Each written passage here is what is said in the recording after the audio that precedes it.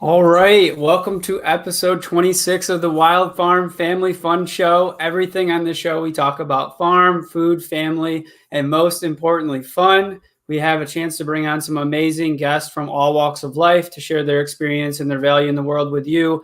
And then we always end the show with fun in the kitchen with Chef Nick. I am Troy Rice, founder of Farm Bridge and Snappier. Nick, how are you doing tonight? I am great, Troy. I can't believe you said episode 26. I am just blown away by that number, and I am just super thrilled to have yet again a wonderful guest to join us today. I am doing fantastic. Happy Tuesday, everyone, and a happy belated Mother's Day to all those moms, anybody who's out there, Mother Earth, I thought about, and anybody who plays the role of a mom out there in the world. So, Troy, how are you, and how did you and your family celebrate Mother's Day for your beautiful, accomplished behind-the-scenes Tiffany? Awesome, man. Actually, all moms got to celebrate, and so my wife's mom was in town over the weekend, so they got to do a fun day together, and then we celebrated with my mom on Sunday, and then the boys did some fun stuff for my wife too. So all moms around got celebrated, which is awesome. So yeah. Did you cook a nice meal for all the moms? Did you guys cook? What did you guys do? Well, I did the cooking. The kids did help out a little bit with breakfast and stuff in the morning, which was excellent. But as far as like the cookout on Sunday, we prepared the salads and everything and went over there, and the dads organized and held everything. The dads, I mean my dad and my brother, it's always fun to hang out with all the family. So beautiful. Yeah, did you get a chance to hang out with your mom? I did. I sure did. I got to spend time with my mom, Sue. For Mother's Day, we decided to grill a bunch of steaks and do a nice salad and some twice baked potatoes, and then capped it off with cheesecake and blueberry compote. So it was a wonderful Mother's Day feast, and then it was just really nice to spend time with my mom. And every year, I think for the past almost 10 years now, she likes me putting together like a music CD for her, and I usually write her a nice card. So we're pretty traditional now with that, but she loves that. So, but I was really lucky. It's a really lucky son to be with my mom this Mother's Day. So. Well, I remember as a kid, like my mom had this thing where she loved handmade cards, right? And so anytime that me and my brother could make handmade cards, she was in love with that. But it has to be special for your mom to have a chef as a son. Like put the whole gambit onto the plate as far as what you can have for that day, or anytime, really. I know that you're very involved in family, but to have a chef as a son is amazing too. So that's awesome. She is a huge inspiration of me, of my time and commitment and pursuit in the kitchen. She growing up was just she was a great cook, even more phenomenal baker. And so she was a big inspiration, just not just from the food itself, but just always really wanting to make sure that we actually sat down and had a family meal together. So. Yeah, well, beautiful introduction here, because today's guest is amazing in that space, right? Which is, are your kids in the kitchen with you today? And how could you get them in the kitchen more and feel comfortable in doing so? So we're going to really dig into that concept. And it sounds like you had some pretty good foundation, Nick, as a kid. But without further ado, I want to introduce our guest today, Katie Kimball. She is the creator of Kids Cook Real Food and Kitchen Stewardship. She's also been on many TV networks, including ABC and Fox. She gave a powerful speech to over 200 doctors, which I had a chance to watch this morning, which was incredible. But most importantly, she is an amazing mom. She's in the kitchen all the time, and she does an amazing work to help parents feel comfortable with real food and kids in the kitchen. Katie, how are you doing today? So well, Troy. Thank you and Chef Nick for having me. Of course. It's a pleasure, Katie. Wow. So honored. And I've just got to say, I love spending time with someone who probably spends just as much time in the kitchen as I do. So, I try to keep the balance. Actually, one of my pillars is saving time. So hopefully I don't spend as much time in the kitchen as a professional chef. Well, maybe you find this, and we'll probably dive in this, but like when you really want to, provide healthy, real food, it does sometimes require us to go a little bit extra length, right? Yeah. So a little bit extra time. So I just want to acknowledge all the beautiful work that you are doing out there, not just with helping families and parents get their kids to eat real food, but then education as far as doctors and all that other stuff. So Katie, thank you for being on the show. Where are you calling from? And what is a fun fact that you could share with us today? Sure. I'm here from Southwest Michigan. Troy and I just discovered we are in neighboring towns, actually. Yes. Neighboring suburbs. Yeah. So we could get together for coffee in like 20 minutes. And fun fact, my husband and I are not very adventurous. We're kind of risk averse. But 2 years ago, we took our kids on a 6-week tour of 9 states in our minivan, no RV. And we just stayed at Airbnbs and friends and got to see into other people's lives and cook for them. We only ate out 15 times in 6 weeks.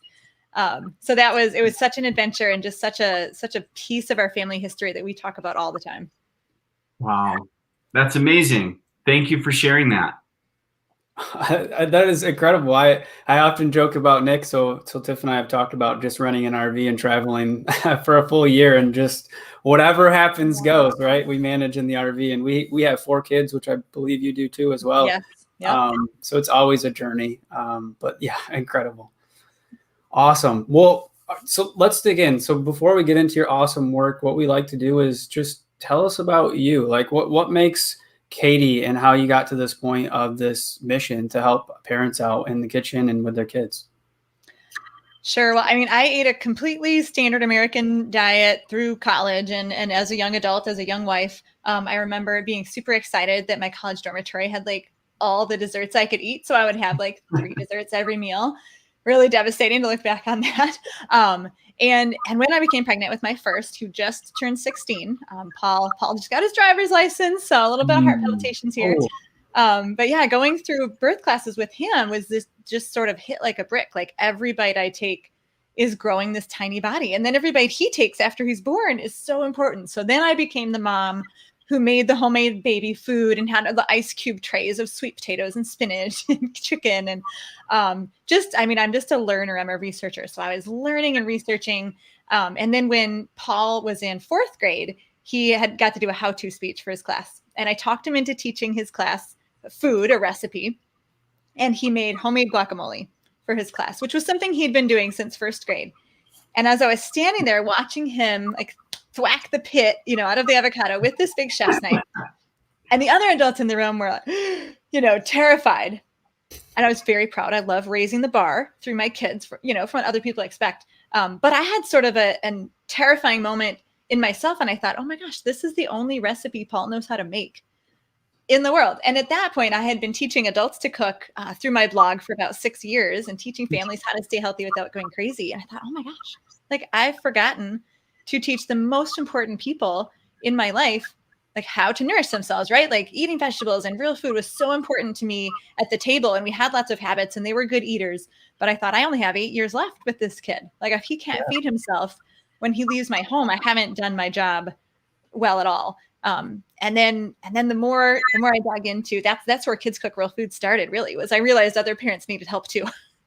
Teaching their kids to cook. And now that I'm sort of immersed in this world of food and children and education, the more I see what other people eat and what our school lunch menu looks like, and it's actually gotten worse in the year of COVID, the more just disgusted I get and the more help I feel that our country and our culture needs from people like me, from people like you who are going to talk about like real food that grows on the ground. Yes. Amazing. Yes, similar missions with FarmBridge. That's why we created this. We started the story I like to share is like I was sitting at luncheon with my son at school, and their friends pulled out their lunch pails, and the one kid had Pop-Tarts as his lunch main course. And I'm just sitting there and I'm like, oh my gosh, like, how can this be? And like, poor Kellen, like, I make him like spinach salads and send him to school with that. And he's, you know, he hates me for it. But it'll make me later in life. But just, there's a huge gap between what food is, where it comes from, and what it can do for our bodies. And anybody in this space knows how challenging it can be, but is necessary to push the envelope.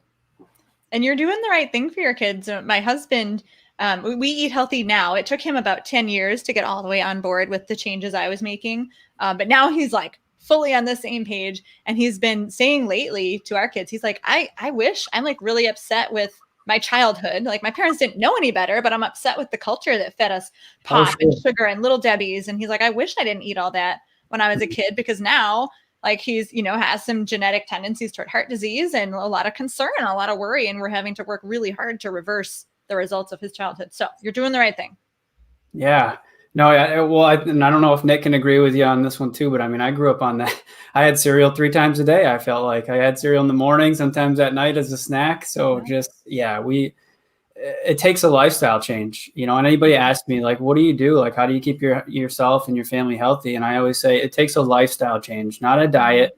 It takes an entire change for you to build something in and as a habit to create that lifestyle for yourself. But it does take discipline, because there are so many influential factors out there that steer you in the other direction. And that's something that you are building here, I believe, in the kids' meal revolution. Am I correct? Yeah, I've become very passionate about what I call the kids' meal revolution. And so if we can talk about, you know, what are in kids' meals, what's the problem under the problem, and the solution. We can run that path. So when I say kids meal, I mean the food that our culture feeds kids. So whether that's a restaurant kids menu, a school lunch menu, or what you see when you go into a grocery store, there's so much convenience food marketed toward kids, and it's made short order cooking really easy. I work with families who are making 2, 3, sometimes 4 different meals for dinner because their kids have such narrow tendencies and narrow preferences, and convenience food makes it easy. Yes. They can do that, right? And there are huge problems with that, right? First of all, this is seriously lowering the bar for what we expect our kids to eat. Yes. Okay, we're putting them in this tiny box of highly processed food. I mean, if you look at a school lunch menu, looks like a fair menu with like corn dogs and pretzels and cheese dip and stuff and slushies. Restaurant kids menus, you guys, these are bar menus. This is what people eat at midnight when they've been drinking beer and they have the munchies, chicken strips, pizza, burgers. Come on. This 100%. Is a bar menu. And this is what we're raising our kids on. Like, I'm not okay with that. It's putting their palates in this tiny little box and not allowing them to experience the fresh flavors, you know, of real food and layers of herbs and spices. Clearly the nutrients are decreased. Yes. Right. We're talking, this is like the bread and cheese diet wrapped up in different packages, the mac and cheese, the cheese pizza, the cheeseburger, right? It's all the same. It's the same 2 food groups, white bread and dairy. Yes. There's no vegetables. So the nutrient density of these meals are horrible. They're causing our kids to have nutrient deficiencies. And I believe they're causing more picky eating, right? Because we're feeding them such a narrow stream of tastes and sensations. We're allowing that to become their norm. And it's definitely increasing picky eating. We also see, I mean, I firmly believe food is at the root of both our physical health and our mental health.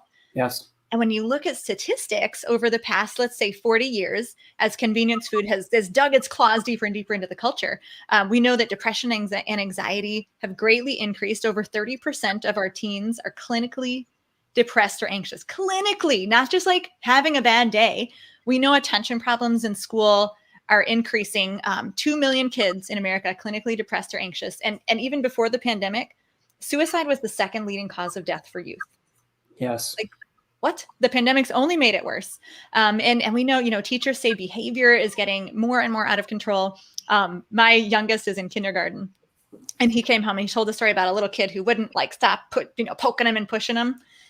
And I said, oh, it sounds like he was having a bad day and having trouble with self-control. And Gabe's my little guy. He said, oh, Mom, that's every day. But You know, he eats a donut every day for snack, and he has a donut every day for lunch. So, you know, so I feel kind of good that at least my kid sees the correlation between what we eat and how we behave.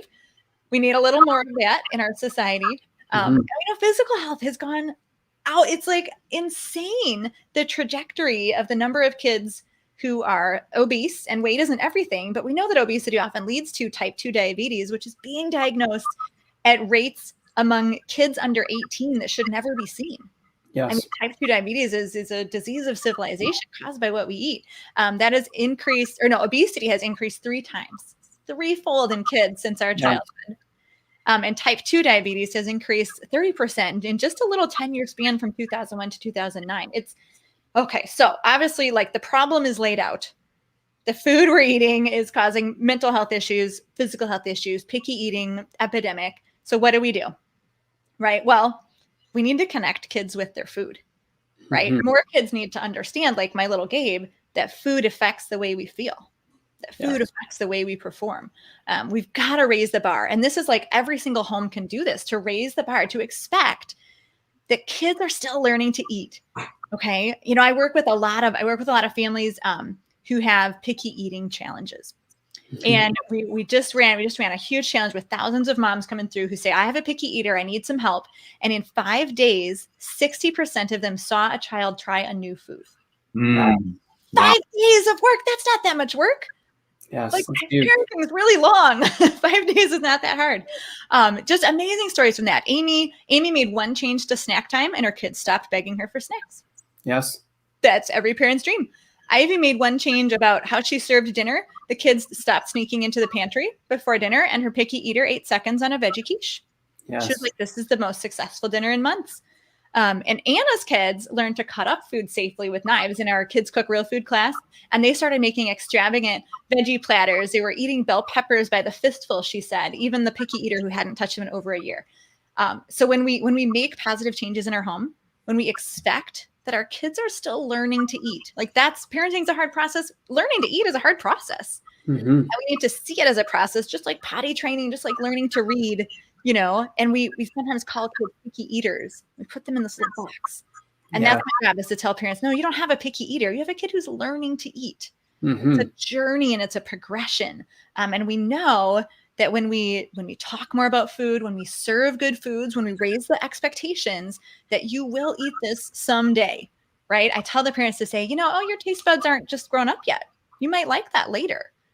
Right. And use that growth mindset. It's so powerful. It's so amazing. And research backs this up too. So one quick little research bit. In 2019, researchers studied something they call the Ikea Effect. So the Ikea Effect is this idea that if you're involved in the creation of something, right, like building Ikea furniture, you tend to feel more favorably about it. You like it more. So the researchers wanted to know if this would work with food too. So they had a bunch of families make food and eat it. And they found really encouraging results, that kids who were involved with the preparation of vegetables were more likely to eat the vegetables and more likely to like the vegetables. Yes. So getting kids in the kitchen is like the best, most impactful solution, but it has to happen as children. Yes. That Ikea Effect research found no difference in adults' feelings about food or openness to trying things when they were involved. So there's a critical period when our kids are small, when they're still in our homes below 18, where we've got to get them in the kitchen. Yeah. And I've talked at length with Nick in this in the past. Like, that's how we got our kids to actually enjoy food, is to involve them in the experience. And there's a piece in there too of creativity, right? Because you can create with food too. And that creates like that self-ownership. You sit down at the table and say, hey, I made this. And so it can be not only fun, but it is educational in its own right when you bring them in and you start doing those things, and it starts changing their behaviors. And one thing I was going to jump in there too when you're talking was, you know, we often talk about like food dyes, you know, through Farm Bridge and other talks that we do. And most parents are like, what are food dyes? And food dyes are like in 50% of products within a grocery store, a typical grocery store. And there's already been research linked to ADHD and a whole bunch of different attention disorders relating to chemical products and food. And then we wonder why our kids behave the way that they do. And so it's just, you know, everything that you're doing is truly amazing, because People just don't know. Either they grew up not thinking about it, they grew up not learning about it, and then because of that, they kind of have their own lifestyle that they lead by, and then unfortunately, they wake up one day and they're not happy. And so what you're doing is huge. Thank you. Yeah, and I always like to say too. Maybe this is my personal opinion, but there's a huge bankruptcy problem for farming, and I believe it's correlated to this. I believe it's correlated to the food health and how our food situations and behaviors of grocery stores and how people eat is impacting that. And so I think they kind of coordinate together, which is if we can teach our kids to be in the kitchen and where food comes from, will ultimately impact the farming communities in a positive way. Yeah, absolutely. At Kids Cook Real Food, we talk about the benefits of teaching kids to cook as connection, confidence, and creativity. Yes. You know, and you hit upon creativity, and that connection is not only connection with your food and with the farmer who grew it, but with your family too. You know, when I tell people I teach kids to cook, it seems like within 2 minutes, either they pull out their phone and show me something their kids have made in the past couple months, or they tell me a story about cooking with their mom or their grandma. Yes. Right. We have that history and that connection to people around food. And that's why we've got to stop saying, oh, no, mama's got this. You know, it's okay. Go play. Right. We just have that tendency to think, oh, they're too slow. They're too messy. It's got to be a priority to teach kids to cook, both for their future and for our present. Yes. Yeah. Katie, thank you. I have just a question here, not maybe so much.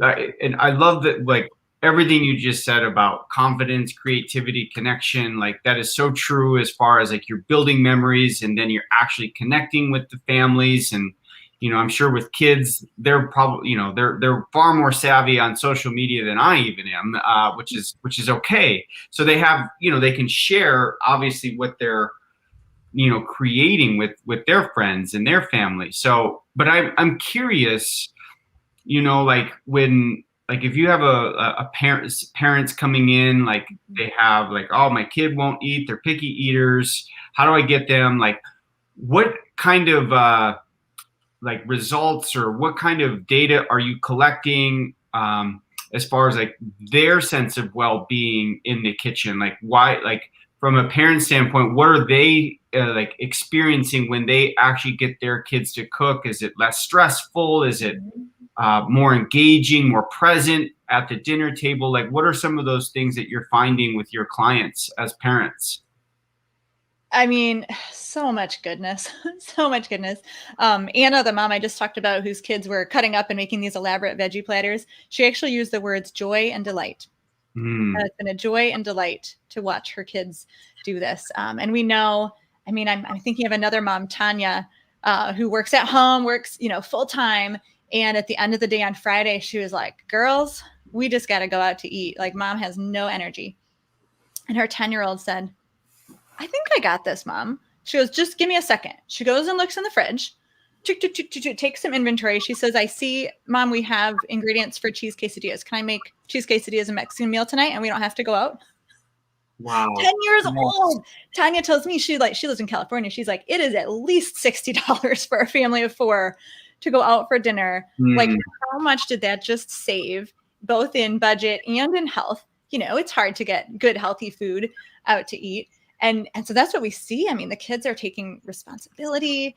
The parents love watching their kids build that confidence. Like, they just blossom and bloom with confidence when kids are doing something that they know adults do, right? They're nourishing another human being. There is no contest. Like, there's no prize, you know, blue ribbon prize, good job sticker that can even compare to the way the kids feel and the way the parents feel. It's amazing. That's amazing. Thank you for sharing that. That's so financially, emotionally, and then just like that sense of I would guess that, like, as a parent, like, you feel accomplished, like, hey, look at what I helped my kid do, right? Like, you're teaching them a skill, right? So you feel accomplished as a parent. I'm not a parent, but hope to someday. But you know, I think that sense of accomplishment, that saving time, like, those are all really great points. So thank you for sharing that as far as what your parents of these kids are experiencing. Yeah, it reduces power struggles at the table too. When kids are more open to exploring food and feeling a little more adventurous, parents are less anxious about telling them, like you need to eat, you need to finish your plate, which is, I teach the opposite of that, no clean plate club. But yeah, when parents employ strategies and properly teach their kids in the kitchen, it just helps the whole family. It helps all parts of the day to feel more calm and peaceful. So if you are a parent, so let's say you're a parent and you don't do any of this today, nor do you have the educational background, do you have some tips that you could offer them to just get started, like how to build a little bit of better habits for themselves first, because for them to be able to teach their kids, they probably have to learn themselves. And then those changes. And I know you alluded to a couple stories, but could you share some tips with us for those parents that are just like, where do I start here? For sure. I mean, first is no guilt. Like no guilt. The culture is making this really, really hard. Culture is telling us, do it easy, do it fast. Don't worry about sugar. We're feeding our kids at schools. And so no guilt, no shame. Today is the first best day to say, I'm going to make a change, right? With parents who have kids who are like 6 and under, they're still kind of motivated. Like most of the time, our little kids are asking to be in the kitchen. So all you have to do is say yes. And just let them help and just allow failure and, accept the mess.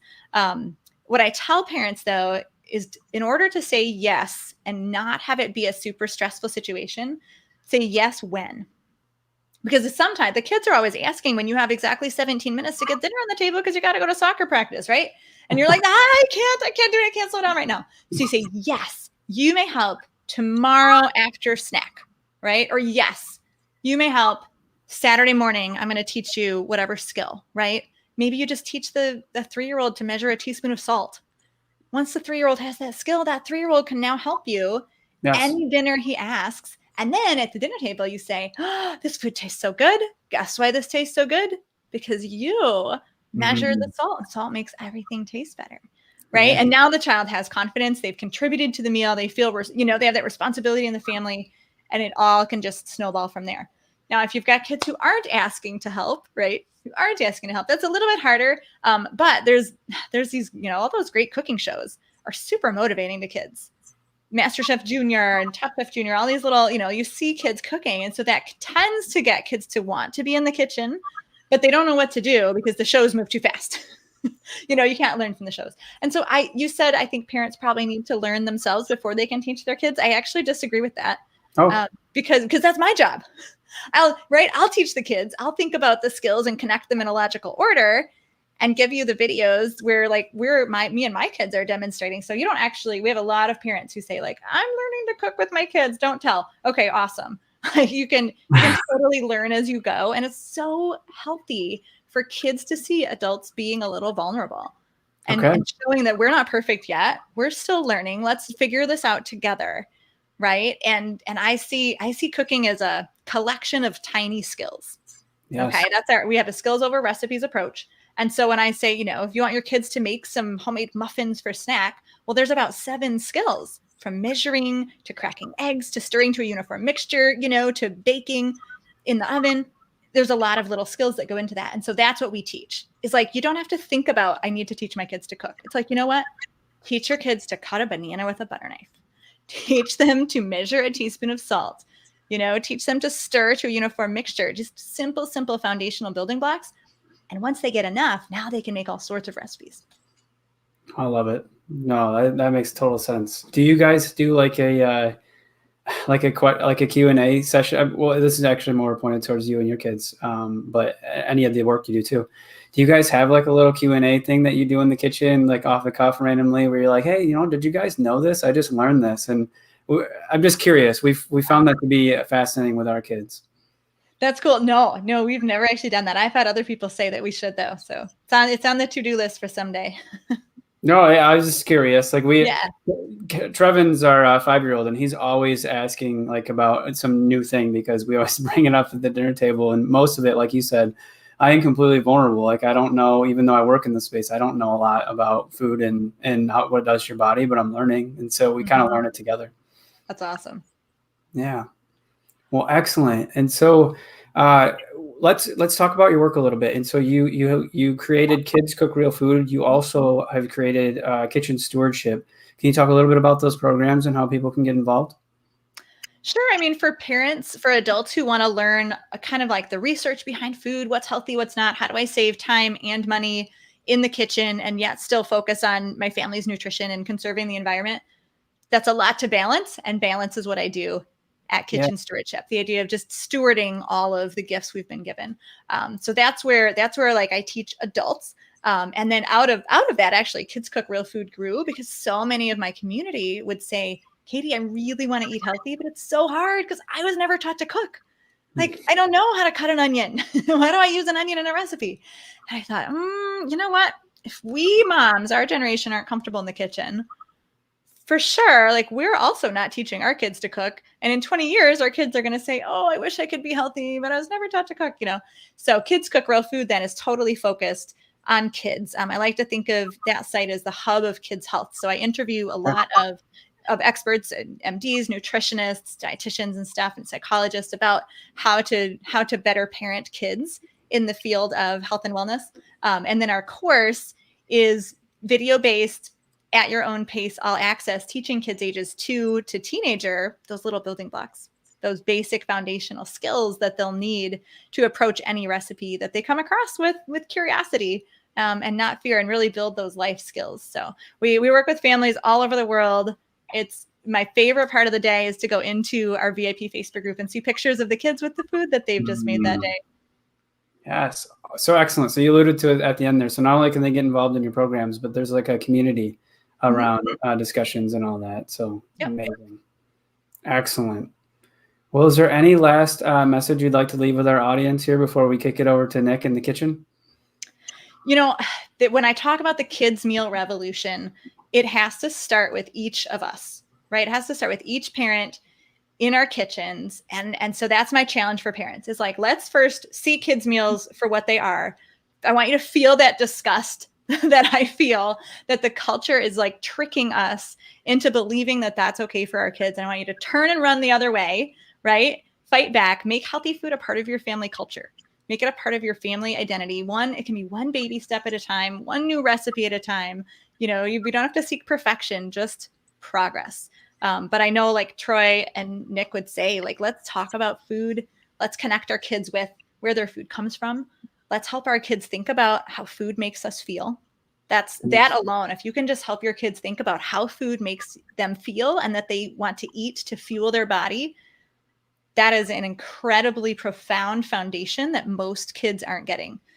So that's it. I mean, that's the kids' meal revolution. It's in your kitchen. I want you to say yes when your kids ask to help, right? I want you to imagine their future and think about how much farther ahead they'll be than their peers when they know how to nourish themselves.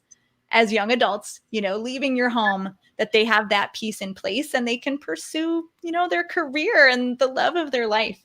I truly believe teaching kids to cook is the greatest gift that you can give your kids, that their physical health, mental health, and confidence will soar. And so let's all redefine a kid's meal as one that your kids cook.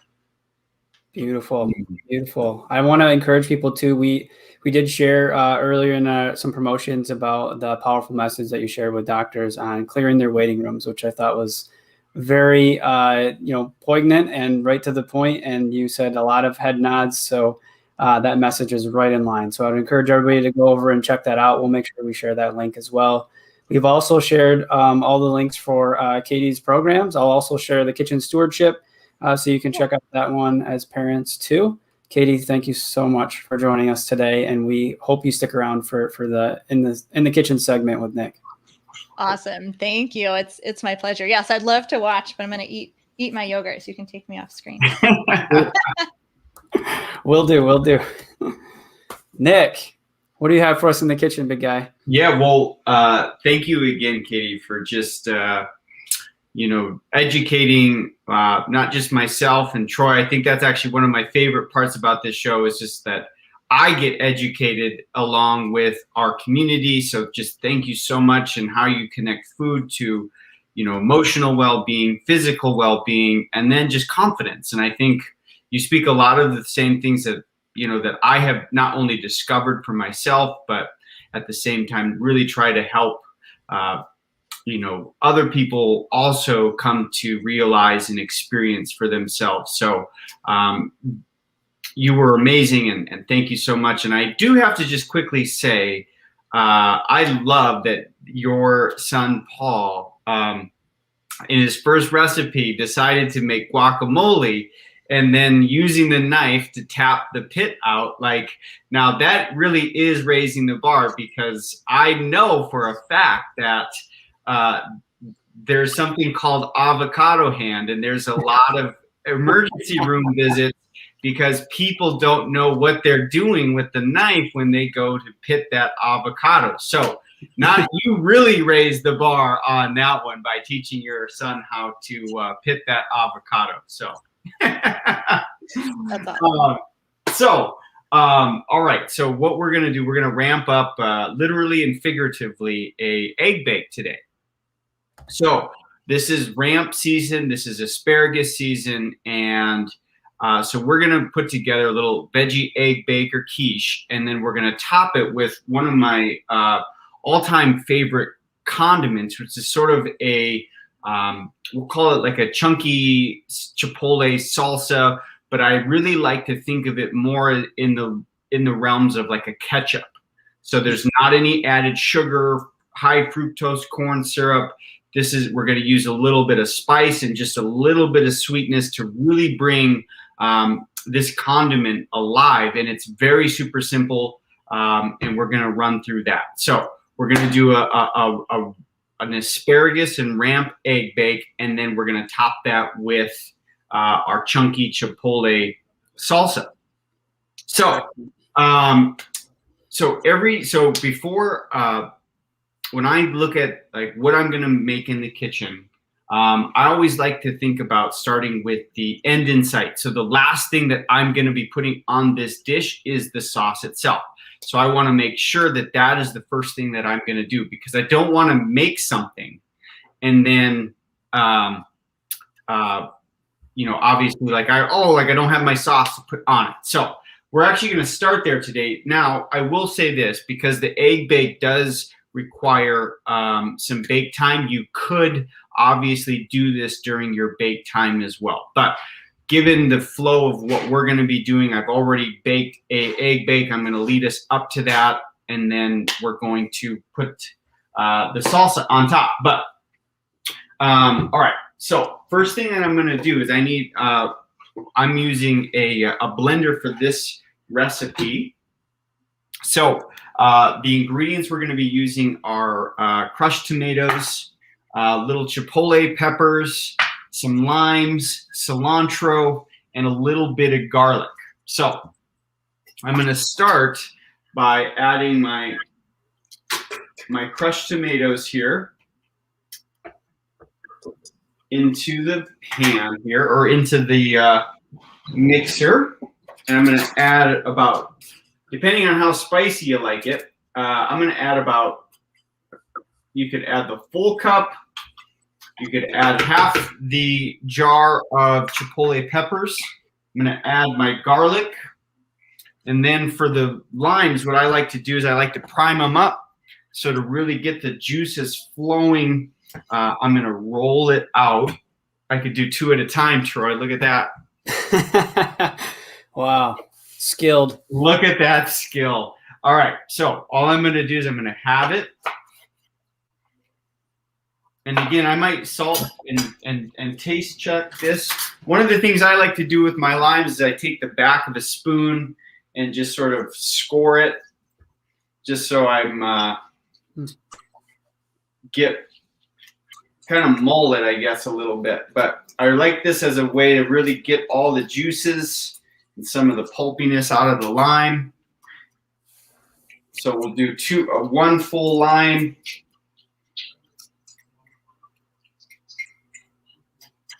Okay, and then I'm going to add a little bit of salt. And we'll salt and taste check this in just a minute. So then I'm going to use my cilantro. I'm just going to, I want to rinse it, which I did, and just put the whole head of cilantro in there. I'm going to add just a touch of honey. And then I'm going to go ahead and I'm going to buzz it.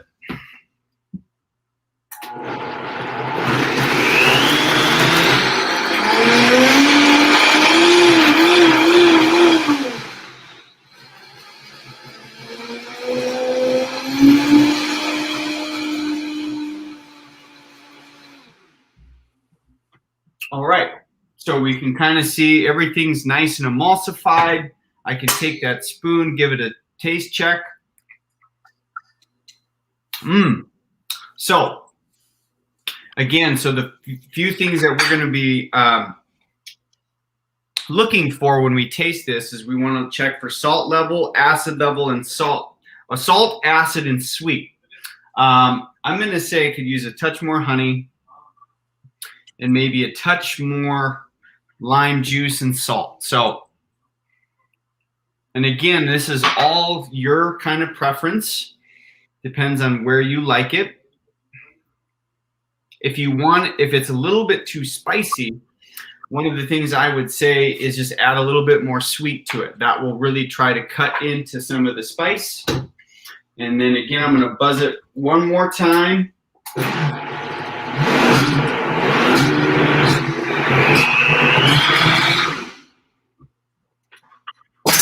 All right, we'll probably think that that's pretty good. Perfect. So now what I'm going to do, I'm going to transfer that over into a storage container. And there you have your chunky Chipotle salsa that we're going to add at the very end of our egg bake. All right, so what do we need for the egg bake? Well, we're going to bake this in a glass baking dish. So I have it pre-greased. You're going to want a little bit of grease or oil down there, some of that spray oil. We're going to use some fresh ramps. Nice. Ramps are a very mysterious spring vegetable that kind of pops up, and everybody's like, well, what is a ramp? I love ramp. It's a lot like a leek, but it's kind of a wild, they call it more like a wild onion. Yes. And it's kind of a hybrid, I guess, between like a leek, an onion, and garlic. Yes. Would sort of be the case. So we're actually going to use all of this. So we're going to use the leaves, we're going to use the white bulbs, and we're going to keep that red stem. What we're going to do is we're actually going to saute these up before we throw it into the egg bake. So what I'm going to do here is just, there's these little kind of feathered out heads or roots. So we're going to want to lob those off. Troy, are you seeing a lot of ramps coming in at the farmers market there in Michigan? Yes, yeah, those actually right now is a good time for those to start seeing those. So if you are watching this or listening to this on the podcast and you live northern, Midwest, northern area, you could start to see these at a market soon here. And so there is some farms around at the big markets here where we're located, where Katie and I are located, that have ramps already available, especially if you have a greenhouse or a hoop house. So. Beautiful. So what I'm going to start to do here, so I have a pan that I've got preheated. I'm going to saute the whites and the reds first, and then I'm going to chop up the greens and add those in about a minute later. But I'm going to add a little olive oil into my pan. I'm just going to give these a quick saute.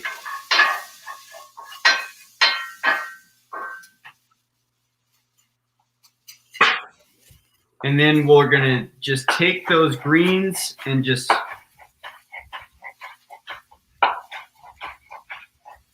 kind of run the knife through them, kind of make little squares. And this would be kind of like the leafy greens of the leek. This is kind of what that would be like, your variation of that. All right, so to kind of complete this, while those saute, I went ahead, you don't have to do this, but asparagus is also coming up around the Midwest, or at least here it is in Minnesota. And this would be fresh asparagus from my dad's own garden, so I'm very, very pleased with that.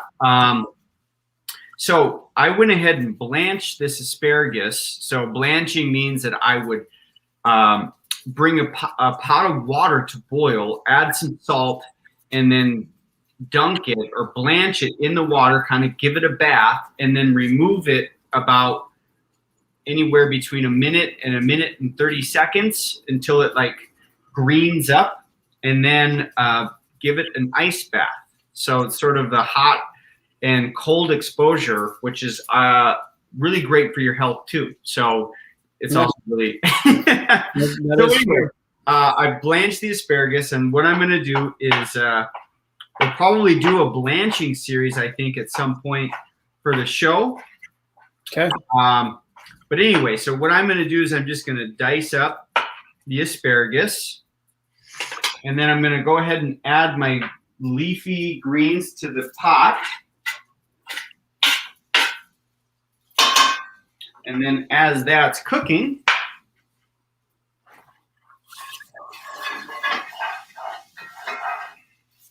so again here with the ramps, I'm just sautéing them down, kind of making them a little bit translucent, so that when they cook in the egg bake, they're not so like mealy. So when I do egg bakes, I typically like to cook up my vegetables and then add them into the egg bake. So I like to remove as much moisture from the vegetables themselves so that it doesn't make my egg bake really liquidy, and then it can kind of turn out a little soupy. So next thing we need to do is we need to, if you need to make an omelet, you got to break some eggs, right? So we got to go ahead, in this case, we got to do an egg bake. So you got to break some eggs. So we're going to do about 12 eggs. Oh, I put it in the wrong bowl, but that happens.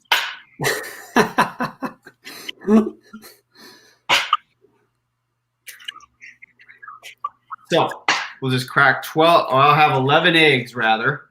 So one right after the other. That happens. It's a good reminder for kids, right? It's okay if they miss something, right? It's all good. Even the professionals make mistakes sometimes. That's right. That's right, Chef Nick. But you could do a fun exercise where, if you've got you got 6 eggs, 2 sons, and see which one can crack the eggs the fastest without having shells in. So they get docked a second if there's how many shells there are in there. So I like it. A little competition in the kitchen. A little friendly competition there, yes. So I'm going to add a little bit of salt here. I'm also going to add just a touch of hot sauce because that's Troy's favorite thing. Mm-hmm. And then so the cheese here is optional. So I think an Asiago would be really good. I had some Parmesan, so I'm just going to add a touch of Parmesan here. And then what I'm going to do is I'm going to whisk up the eggs.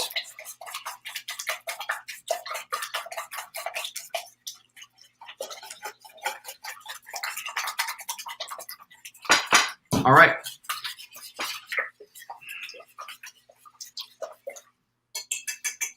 So I'm going to get those ramps.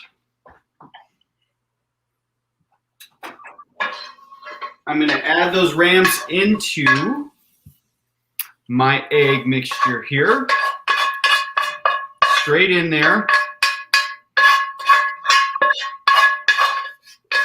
How are you liking that bamboo spatula? Best, one of the best kitchen tools I've invested in a long time. It's so nice because it can scrape and it's not metal, which we know is not good for us. So metal on metal is bad for your health. But I love it. All right, so I've added the asparagus and the leeks together. I'll give it another good whip up here. And then what I'll do is I'll add this to my greased baking sheet.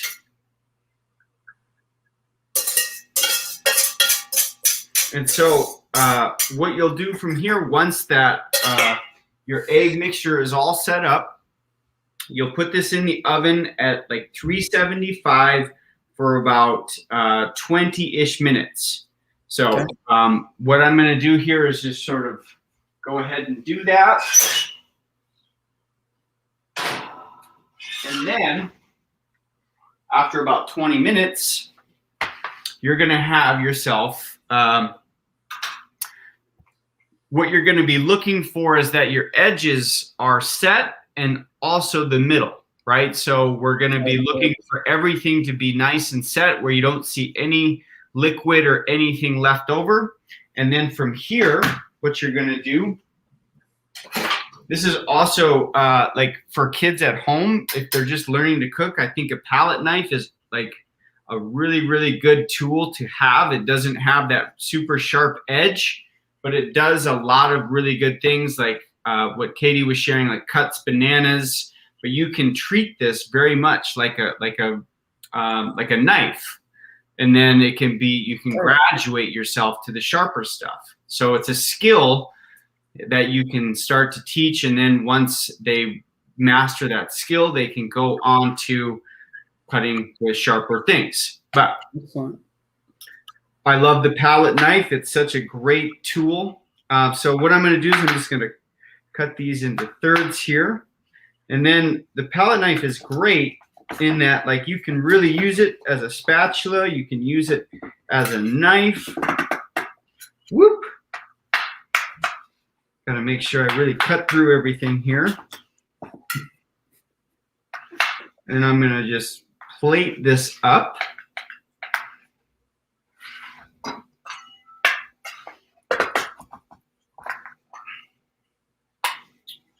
All right, so I have my egg bake. So you can kind of see here that everything is nice and set in there. So we're looking really good here. Maybe you want a couple pieces there, depending on how hungry your kids are or you are. And then from there, we'll take our special condiment that we just came up with